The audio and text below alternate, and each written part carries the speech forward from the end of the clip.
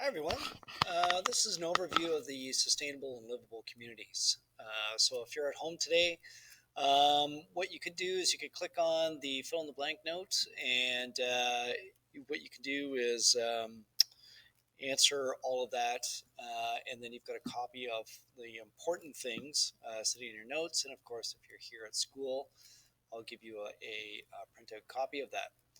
So, we're starting this unit on sustainable and livable communities. So we're going to talk about what's the difference between those two terms and come up with some examples of what we're looking for when it comes to sustainability and livability. So if we take a look at these examples here, these are urban design examples, and you can see that there's a lot of things going wrong with these designs. I like to call these the cookie cutter sort of communities, where every home sort of looks the same, and we have these ridiculous cul-de-sacs, which make it extremely difficult for the commuter to get around. It also makes it pretty bad for public transit because there's no straight roads, which means it's pretty slow for public transit. Um, if we take a look down at this example here, we have almost no green space for people. So, for instance, in the situation that we have now with the COVID situation, you're sort of stuck in your apartment complex, and if you want to get out and enjoy sort of public spaces, there doesn't seem to be very many at all, and that could be a pretty stressful environment. And then finally up here, this is a community that's ripe for a flash flood. You can see that there's not a lot of green space there. All the trees have been cut down.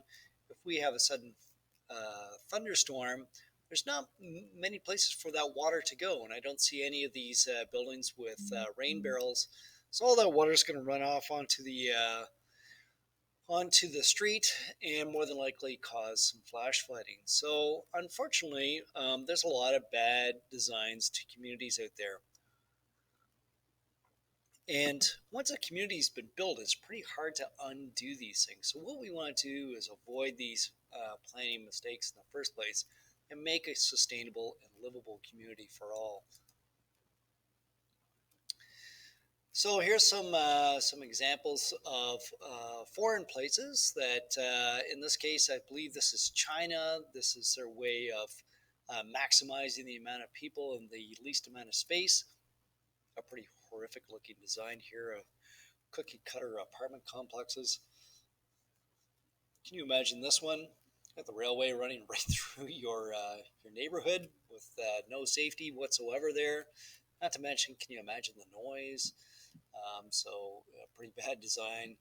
And then finally, whoops, we've got a nice big factory here, and we got the residential neighborhood around it. And where's that? That's St. Catharines.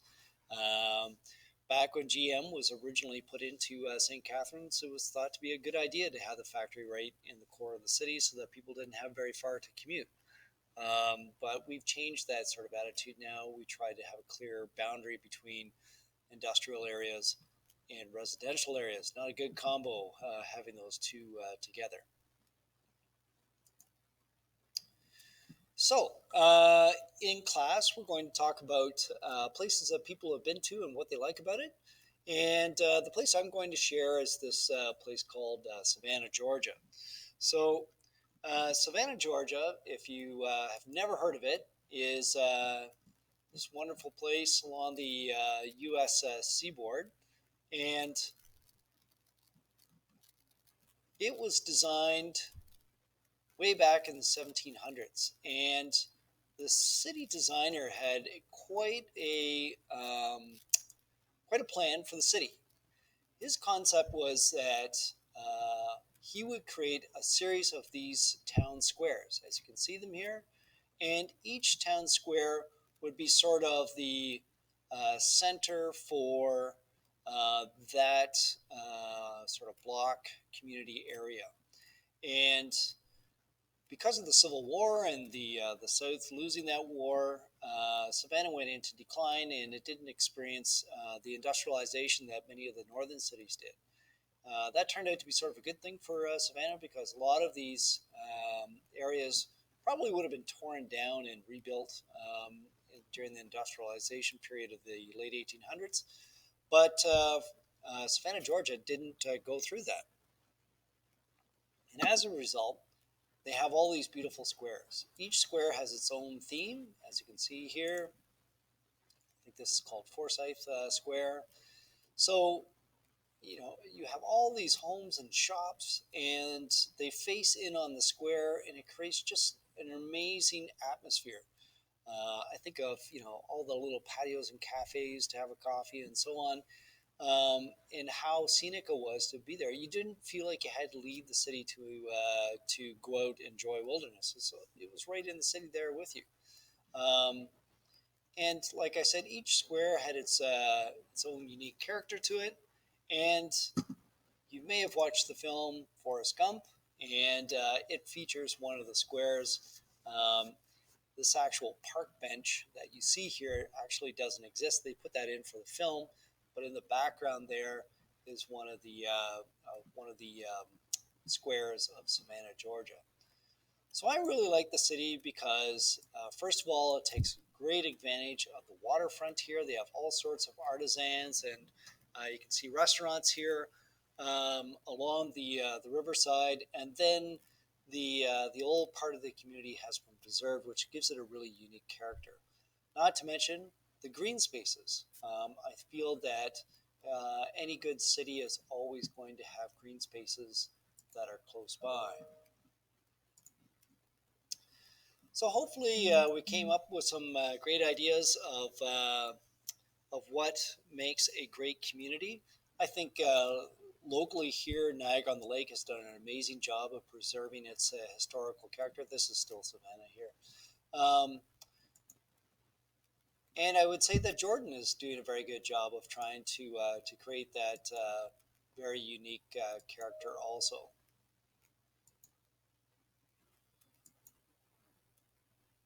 So, what makes a community a livable community?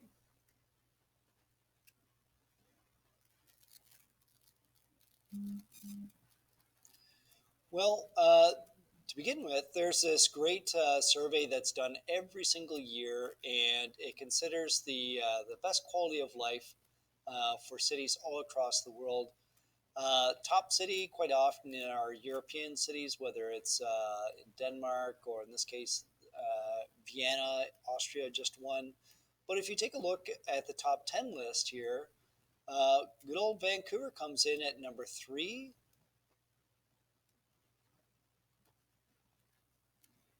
And here's our other Canadian city here.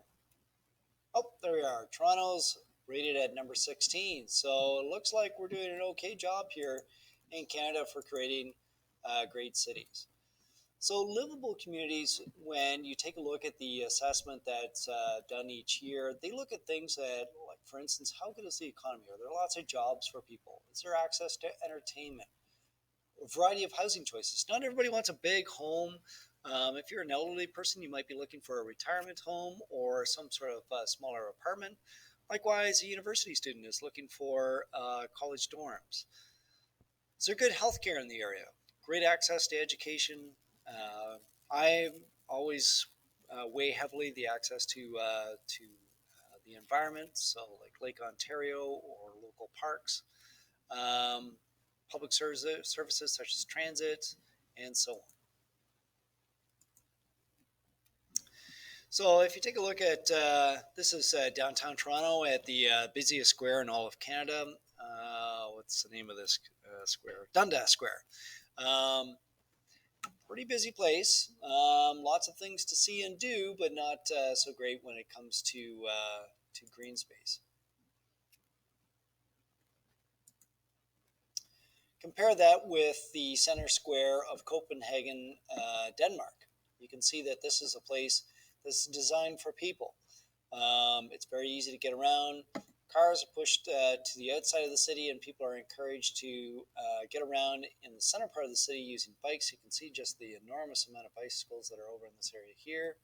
or to walk. And you'll see this quite a bit. One of the most popular shopping areas in all of Germany is in Cologne, Germany, and it's strictly um, a street that has pedestrian only, no cars. They've done a great job of preserving all of their natural history here, as compared to the Toronto image, where we see virtually no historical buildings. Most of them have been knocked down and replaced with modern architecture.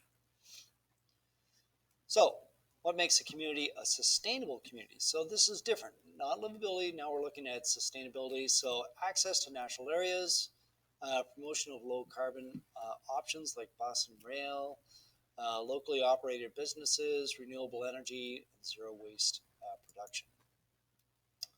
So, I've got my definitions here. I'd like you to read over those. I'm not going to go over them anymore.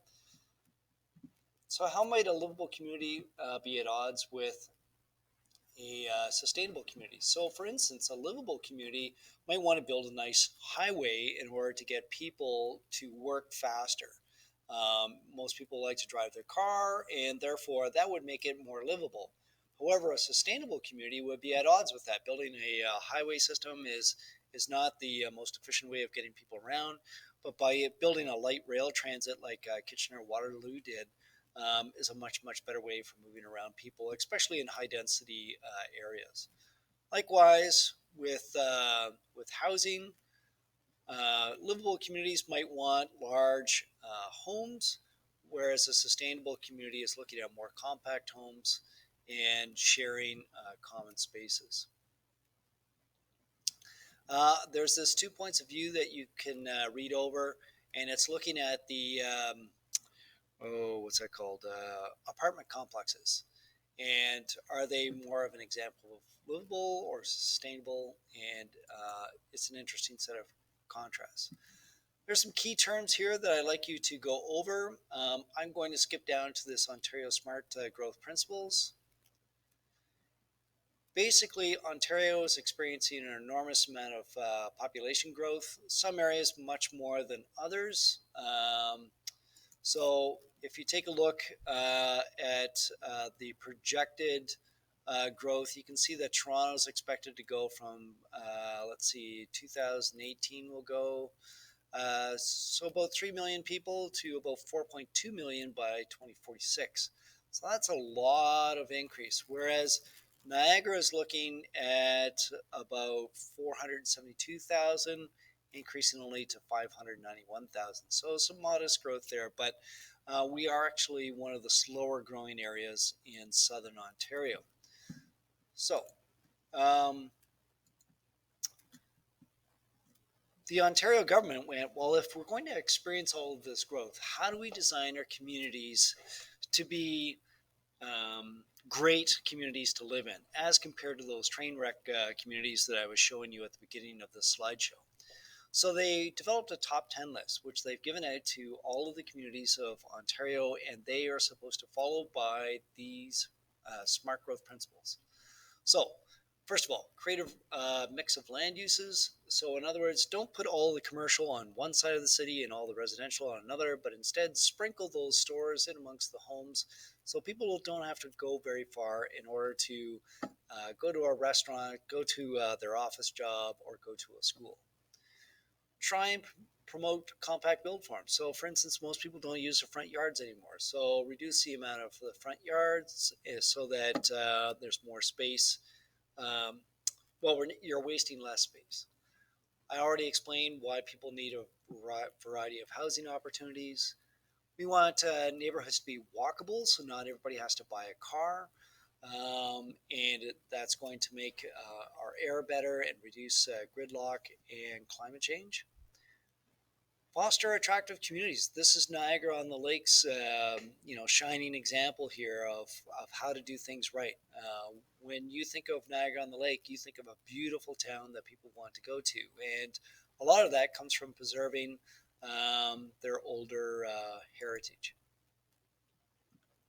We want to preserve farmland and natural resources, especially down here in the Niagara region, where we're one of the few places in all of Canada that can grow fruits. So we don't want to pave over what made this area to be such a great place in the first place. We want to make sure that we don't have these pop-up communities that suddenly appear where suddenly a cluster of 10, 15 homes out in the middle of nowhere appears, because that creates a lot of problems with, for instance, what do you do with the sewage? What do you do with now you got to build a whole bunch of sidewalks in a remote area, getting the electrical grid out there. It's much easier if you're to build onto existing communities like Grimsby, Vineland, Jordan, and so on, providing a variety of transportation choices. Not everybody wants to drive a car, not everybody wants to ride a bicycle, so make sure that all those options are available. And then finally, we want to make sure development is predictable so that everybody knows what the plan is. And finally, make sure that your community is on board with whatever your plans are. If your community does not want, a whole bunch of big box stores built in that area, then don't push it upon them. So that ends my overview of the lesson. So please make sure that you fill in the blank note from this.